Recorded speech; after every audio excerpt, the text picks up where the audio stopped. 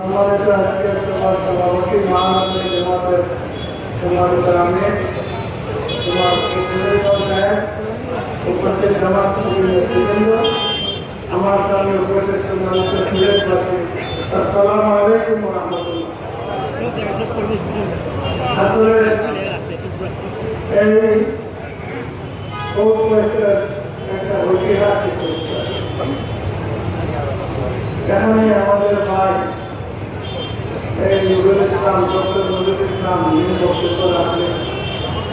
সকালবেলা নয়টা থেকে চলে আসছিলেন, আমরা একটু বলে প্রধান ছিল তারা একা ওনাকে আসলে হত্যা করেছে, এটা নিশ্চিত করে তারা করে দিয়েছে।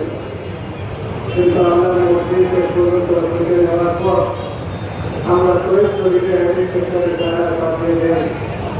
আল্লাহ আয়াতকে বৃদ্ধি করে সুস্থ করে দিয়ে আর